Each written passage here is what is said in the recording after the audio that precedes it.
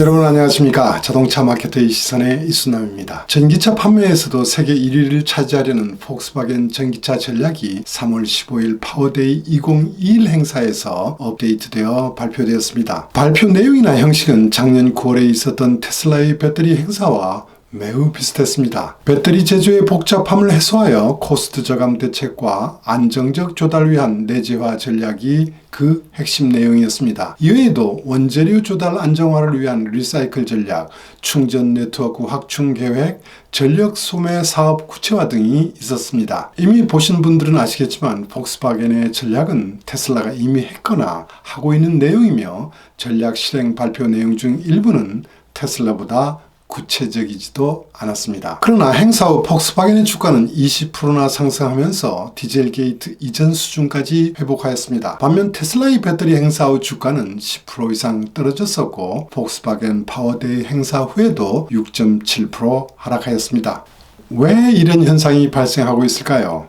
오늘은 첫 시간으로 폭스바겐과 테슬라의 전기차 생산 판매 계획과 배터리 내재화 전략에 포커스를 두고 분석해 보려고 합니다. 저희 과거 경험에서 보면 폭스바겐은 기술의 진화, 토요타는 개선, 카이젠이라고 하죠. 그리고 테슬라는 파괴적 이노베이션의 대명사라고 정의할 수 있습니다. 폭스바겐의 기술 진화라는 말은 여러분에게 좀 생소할지 모르겠지만 폭스바겐은 90년대부터 플랫폼 전략을 구상하여 2000년대에는 생산 모듈을 적극 추진하였고 모듈러 아키텍처의 도입을 추진하면서 구축되었습니다. 2013년 그 유명한 MQB 메가 플랫폼이 도입된 이후 전기차용으로 MEB 플랫폼이 개발되었습니다. 이번에 발표된 배터리 셀 개발 방식에도 이런 개념이 진화되어 유니파이드 셀이란 기술을 개발하였습니다. 폭스바겐은 2015년 디젤 게이트 이후 300조 원 이상의 벌금과 고객과의 화해금을 부담해야 했고 끝없는 브랜드 이미지 추락을 경험하였습니다. 다음해인 2016년 6월 재빠르게 투게더 스트래티지 2025를 발표하면서 25년까지 전동차 판매에서 세계 1위가 된다는 목표와 함께 그룹 최대의 변화와 혁신을 하겠다고 선언합니다. 이 전략은 2년마다 구체적으로는 17년 9월 프랑크푸르트 모터쇼에서 발표한 로드맵 2와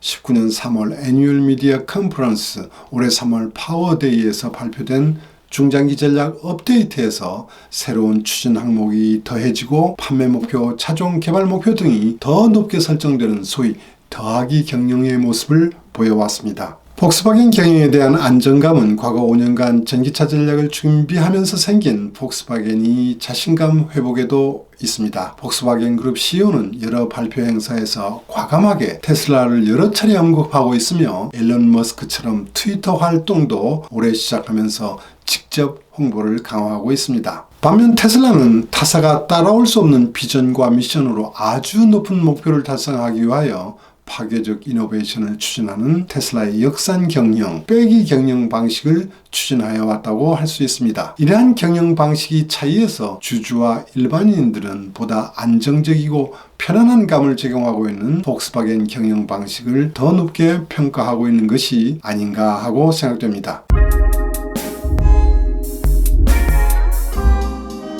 작년 전기차 수요가 크게 증가한 요인에는 환경 규제를 대응해야 하는 각사의 푸시 판매도 있었지만 각국 정부의 보조금 지원 효과가 매우 컸다고 할 수 있습니다. 향후 각국 정부의 전기차 보조금은 줄어들 것이고 충전 인프라 확충은 정부와 메이커의 주도로 어느 정도 가속될 것입니다. 많은 예측 기관들은 30년 전기차 수요를 2,600만 대에서 2,800만 대 정도가 될 것으로 예상하고 있습니다. 20년 배터리 세계시장 규모는 용량 베이스로 전년비 26%가 증가한 167.5 기가와트 아워였습니다. 배터리 용량 예측과 관련하여 블룸버그 NEF는 25년 1테라와트-아워, 벤치마크 미네랄스는 30년 2.5 테라와트-아워가 될 것이라고 크게 예측하고 있습니다만 저는 아주 보수적으로 전망하는 예측 기관 자료를 활용하고 싶습니다. 이들이 전망은 대개 30년에 1.7에서 1.8 테라와트 아워 정도입니다. 그래도 지금보다 10배 이상 능력을 확대해야 한다는 계산이 나옵니다.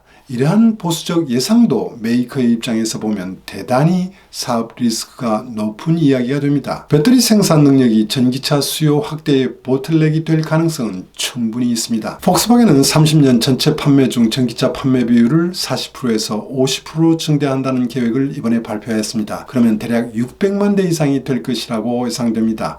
이 목표를 달성하려면 폭스바겐도 대량의 배터리가 필요합니다. 이를 달성하기 위한 첫 번째 과제는 한정된 자원에서 규모를 어떻게 해서 확대해 나갈 것인가. 두 번째는 규모 확대를 실현하기 위해서는 어떤 기술이 필요한가. 그리고 최종적인 과제는 배터리 가격을 어떻게 낮출 수 있는가에 있다고 할 수 있습니다. 이러한 과제를 해결하기 위하여 폭스바겐 그룹은 배터리 생산의 클로즈드 루프를 완성시키는 것을 목표로 하고 있습니다. 배터리 내재화를 추진하여 셀부터 배터리 시스템을 만들어 1차로 전기차에 탑재하고 용량이 저하되면 2차로 축전 기능으로 재활용하고 수명이 다 되면 완전하게 리사이클하여 새로운 배터리 셀이 재료로 다시 이용하는 방안입니다.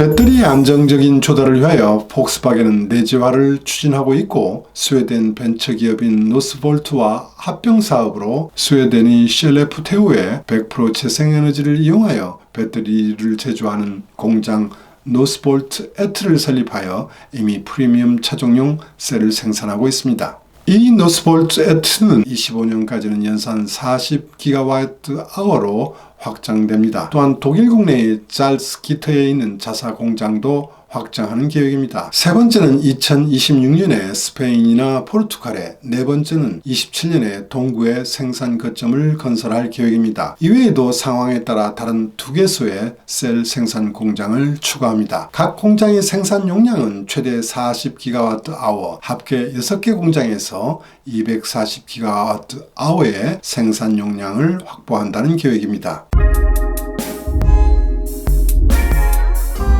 폭스바겐 배터리 공장 6개 전부가 유럽 내에 건설하는 것을 목표로 하고 있습니다. 왜일까요? 여기에는 EU의 여러 가지 정책이 숨어 있습니다. 가장 크게는 2050년 탄소 중립을 지키기 위한 로드맵이 있습니다. 그리고 자동차에는 21년, 25년, 30년 단계별 환경 규제 강화가 있습니다. EU는 환경 규제를 강화했지만 실제로 이득을 보는 업체들은 세계 배터리 생산의 89%를 차지하고 있는 한국, 중국, 일본의 6개사의 배터리 업체들과 완성차에서 한국, 중국 업체들이라고 판단하여 왔습니다. 이 때문에 배터리 원재료 채굴에서 제조, 전기차의 생산, 이용, 폐기까지의 라이프 사이클 전체의 규제로 강화하고 있습니다. 이는 화력 발전 비중이 높은 한국, 중국, 일본 업체들을 견제하겠다는 의도가 숨어 있는 것입니다. 이 LCA 규제에 대응하려면 가장 먼저 재생에너지를 사용해야만 합니다. 유럽에는 스웨덴이나 노르웨이처럼 수력이 풍부한 곳과 독일 등에서는 풍력, 태양력 발전 비중이 매우 높아 LCA 규제에 대응이 용이한 편입니다. 또한 ESG를 철저히 시행하고 있는 업체들에게 투자를 권유하고 있어 아시아의 배터리 업체들은 유럽 현지 생산을 하지 않으면 안 되는 상황이 된 것입니다. 또한 EU의 유럽위원회가 결성한 유럽 배터리 동맹 EBA는 노스볼트 등 몇 개의 배터리 스타트업을 자금 면에서 지원하고 있습니다. 자동차 업체 중에는 폭스바겐, PSA, BMW도 자체 또는 파트너에 출자하여 생산을 추진하고 있습니다. 테슬라는 베를린 기가 팩토리에서 1단계로 100GWh의 배터리 생산 능력을 갖추고 있습니다. 일론 머스크는 2단계로 250GWh까지 확장할 계획을 갖고 있다고 유로피언 배터리 컨퍼런스에서 밝힌 적이 있습니다.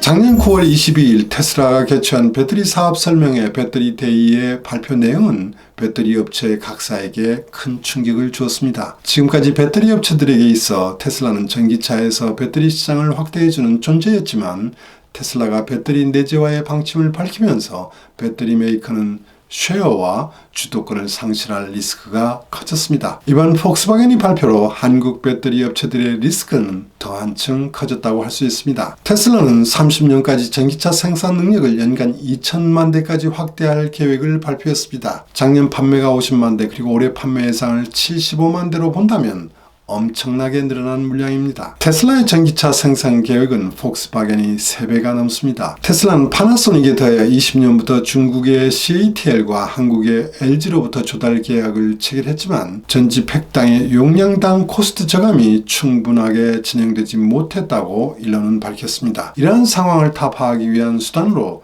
테슬라가 준비한 전략은 내재화 전략, 즉 수직 통합 전략이었습니다. 테슬라는 30년까지 3TWh까지 높인다는 계획입니다. 폭스바겐의 모델 라인업은 28년까지 75차종으로 확대되었고 30년까지 누적 생산 대수 계획은 2,600만 대까지 확대되었습니다. 중국과 유럽에서 급속 충전소 개수도 폭스바겐이 앞서는 계획입니다. 30년 전 세계 전기차 수요는 2,700만 대에서 2,800만 대로 예상하고 있고 1.7TWh 정도의 배터리가 필요하다고 했습니다. 이 부분과 고려하여 보면 정말 테슬라의 야망은 매우 높은 편입니다. 이처럼 폭스바겐과 신모델 수, 생산, 판매 계획, 충전 인프라 등 측면을 비교했을 때 일반인들이 보기에 테슬라의 계획이 무모하거나 허황되었다고 충분히 볼 수 있습니다.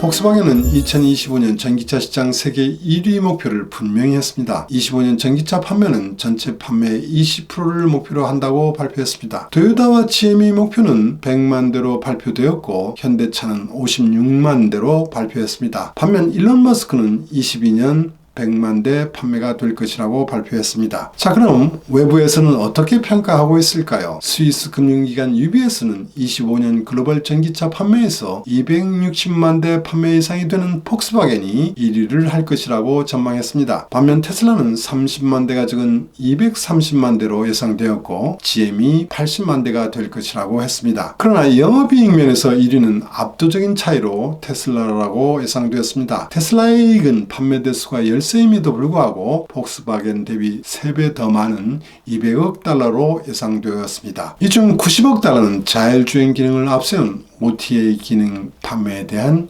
이익이 될 것이라고 합니다. 어쨌든 향후 전기차 세계 1위는 테슬라와 폭스바겐과 테슬라의 싸움이 될 것 같습니다. 어떤 사람들은 테슬라는 전기차 사업에서 애플이 될 것이고 폭스바겐은 삼성이 될 것이라고 예측하고 있습니다. 폭스바겐 CEO는 각종 발표 시마다 테슬라를 여러 차례 언급할 정도로 테슬라를 의식하여 왔습니다. 전기차와 함께 테슬라 대비 늦어온 디지털 분야에서도 파트너사와 함께 폭스바겐 OS를 구축하여 왔고 ID3, ID4에 OTA 기능도 추가되었습니다. 현실적인 목표처럼 보이는 폭스바겐, 반면 테슬라는 너무 비현실적이고 허황된 목표로 보입니다. 그러나 이것은 기술의 진화를 낳고 있는 폭스바겐의 더하기 경영과 파괴적 이노베이션을 창출하는 역산의 경영, 빼기 경영의 차이에서 나오는 것이라고 저는 분석하고 있습니다. 다음 시간에는 배터리 코스트 저감 방식 외에 파워데이 발표 내용을 테슬라와 마저 비교합니다. 그리고 양사의 더하기 경영과 빼기 경영 방식의 차이점을 분석하면서 향후 전기차 1위 업체가 누가 될 것인지 예측해보는 시간을 마련할 예정입니다. 다음 영상도 많이 기대해 주십시오. 오늘은 여기까지입니다. 들어주셔서 감사합니다.